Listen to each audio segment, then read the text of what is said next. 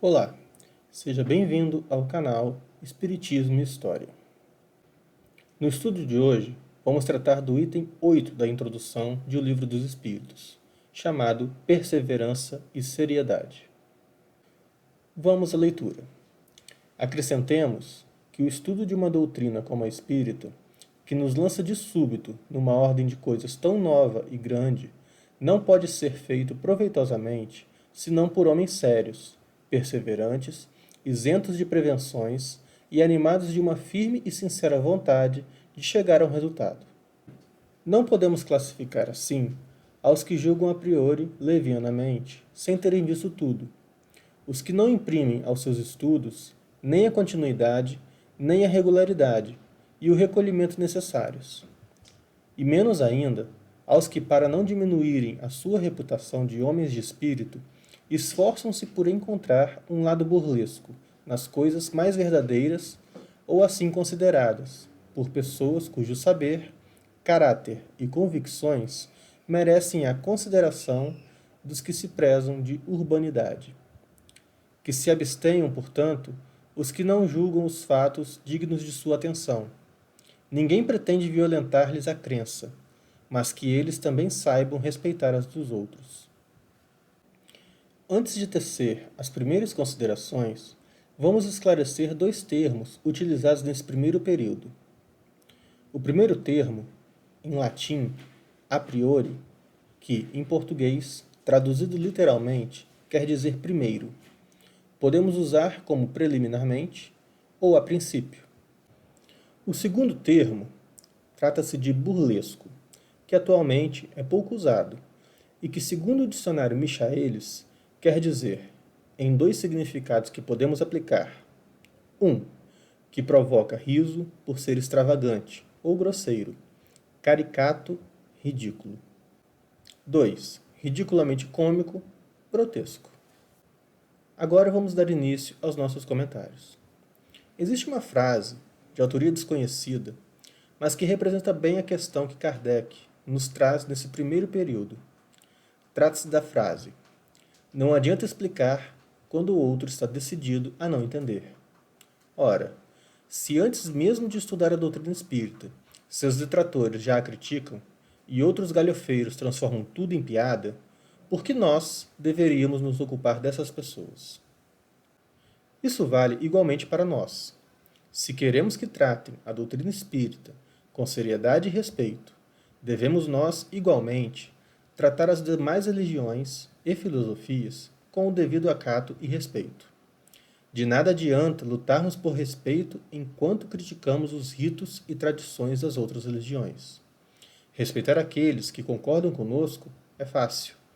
O desafio está em respeitar aqueles que discordam de nós. Vejamos as passagens bíblicas a seguir.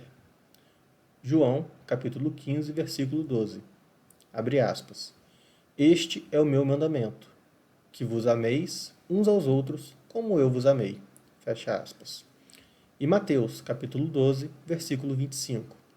E Jesus conhecia seus pensamentos e lhes disse que todo reino dividido contra si mesmo será destruído, e toda cidade e casa dividida contra si mesma não será chamada. Ora, se nós, filhos de Deus e, portanto, irmãos, não nos respeitarmos entre nós mesmos por questões de diferenças de interpretação quanto ao texto bíblico, estaremos sendo, de alguma forma, dignos de sermos chamados dentro da alcunha de cristãos? Não é nas discordâncias que a nossa temperança e resiliência é testada para que cumpramos o ensinamento disposto em João 15,12, lido anteriormente? Ademais, amar somente aqueles com quem concordamos não é mérito, é obrigação, e, na pior das hipóteses, exercício do bom senso ou da reciprocidade. Difícil é amar os discordantes, especialmente aqueles que nos agridem. Nesse tom, ante a agressão é que trazemos o ensinamento disponível em Mateus capítulo 12, versículo 25, em que Jesus ensina que todo reino dividido contra si mesmo será destruído, e toda cidade e casa dividida contra si mesma não será chamada. Ora, enquanto cristãos levantarem-se contra cristãos, por meras questiúnculas interpretativas acerca da Bíblia, nenhum de nós que dermos razão a tais divergências estaremos aptos a sermos chamados de cristãos. Tampouco seremos capazes de construir qualquer forma de união entre os chamados filhos de Deus. Continuando a leitura. O que caracteriza um estudo sério é a continuidade.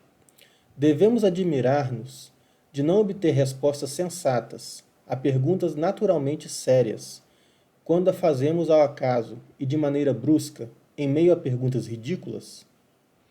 Uma questão complexa requer, para ser esclarecida, perguntas preliminares ou complementares.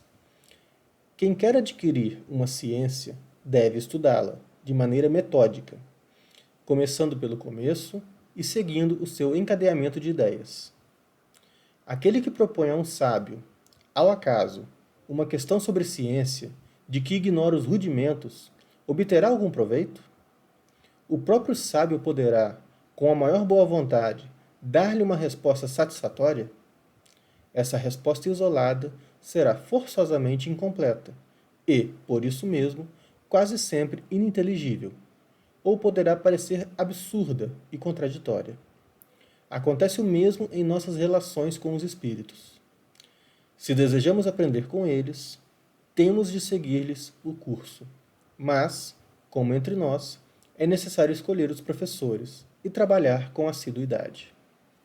Observemos aqui a preocupação de Allan Kardec quanto à necessidade do estudo prévio para o proveito do estudo que, a seu tempo, era necessariamente uma investigação da filosofia, da ciência e da religião espírita. Está claro que, para Kardec, somente com estudos aprofundados das mais variadas ciências é que se pode estudar com proveito a doutrina espírita. Kardec pergunta: devemos admirar-nos de não obter respostas sensatas a perguntas naturalmente sérias, quando as fazemos ao acaso e de maneira brusca, em meio a perguntas ridículas? Ora, o que molda o caráter de uma investigação, a princípio, não são as respostas que obteremos ao final, mas sim as perguntas que pretendemos realizar. Sem conhecer a matéria que estamos investigando, nossas perguntas serão frívolas e pueris, indignas de serem respondidas pelos sábios.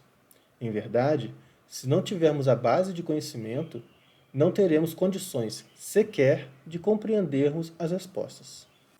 Podemos ainda extrair de um conto popular de Lewis Carroll, Alice no País das Maravilhas, quando o gato disse a Alice de forma enigmática, abre aspas, se você não sabe para onde ir, qualquer caminho serve, fecha aspas. Ora, se nós, por não conhecermos as bases do tema a ser estudado, não soubermos o que perguntar, qualquer resposta igualmente nos servirá. Não será surpresa se os espíritos mais elevados não se ocuparem de nós, pois não será visto em nós qualquer seriedade. Por isso que nos preocupamos com a realização de um estudo analítico. Kardec nos traz percepções sociais e conceitos de sociedade. Se nós não conhecermos de antemão como era a França de Kardec, nós não compreenderemos o motivo das afirmações e o caminho de suas análises. O Brasil em que vivemos não pode ser comparado em nada à França de Kardec. Por isso, trouxemos em nosso primeiro episódio um resumo histórico da França onde Kardec viveu. Kardec nos traz questões de filosofia. Ora, a filosofia não nasceu com Kardec. Seus conhecimentos possuem a influência de filósofos que o antecederam. Por isso, trazemos sempre que necessário intervenções das investigações realizadas por Aristóteles e Platão, e certamente, se condizentes e proveitosas, traremos de outros filósofos.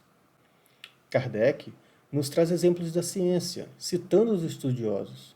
Somente poderemos entender a dimensão do exemplo dado ou comparação realizada se buscarmos em nosso estudo saber o que tornaram as personalidades citadas dignas de nota e de serem incluídas em tão valioso estudo como o da doutrina espírita. Kardec ainda nos traz questões de teologia e ensinamentos do Cristo. Precisamos, dessa forma, conhecer ao menos um pouco das religiões e suas histórias, para compreendermos como foi o rastro da teosofia foi construído e trilhado até chegarmos na busca de um cristianismo raciocinado proposto pelo codificador. Se o estudo da doutrina espírita estiver dissociado das outras ciências, ele permanecerá incompleto e incompreensível, ou parcialmente, ou até mesmo equivocadamente compreendido, pois estará dissociado da história, da religião e da própria ciência. É preciso absorver o ensinamento dos espíritos em sua completude. Foi isso que Kardec buscou em seu trabalho incansável, e é isso que devemos buscar em respeito ao trabalho do codificador da doutrina espírita. Continuando a leitura. Dissemos que os espíritos superiores só comparecem às reuniões sérias, aquelas, sobretudo, em que reina a perfeita comunhão de pensamentos e de bons sentimentos. A leviandade e as perguntas ociosas os afastam, como entre os homens afastam as criaturas ponderadas. O campo fica então livre à turba de espíritos mentirosos e frívolos, sempre à espreita de oportunidades para zombarem de nós e se divertirem à nossa custa. Em que se transformaria uma pergunta séria numa reunião dessas? Teria resposta? De quem?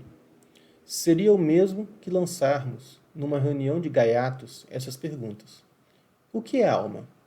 O que é a morte? E outras coisas assim divertidas. Se quereis respostas sérias, sede sérios vós mesmos, em toda a extensão do termo, e mantende-vos nas condições necessárias. Somente então obtereis grandes coisas. Sede, além disso, laboriosos e perseverantes em vossos estudos, para que os espíritos superiores não vos abandonem, como faz o professor com os alunos negligentes. O alerta final de Kardec é claro. Se não pudermos dedicar nosso tempo e energia às questões sérias, por que esperar que os sábios gastem seu tempo conosco? Se não estivermos dispostos a mergulharmos em estudos verdadeiros, por que devemos esperar uma compreensão completa do que dizemos estudar? O bom aluno tende a tirar as melhores notas, ao passo que o aluno brincalhão tende a ser convidado a sair de sala, para que não atrapalhe aqueles que realmente querem estudar. O mínimo que devemos dedicar ao trabalho realizado por Kardec é o nosso comprometimento, a nossa seriedade e a nossa dedicação, sem atalhos, pois para um estudo completo é necessária dedicação igualmente completa. Se você gostou desse canal, deixe seu like e compartilhe. Obrigado por assistir até aqui. Fiquem todos com Deus.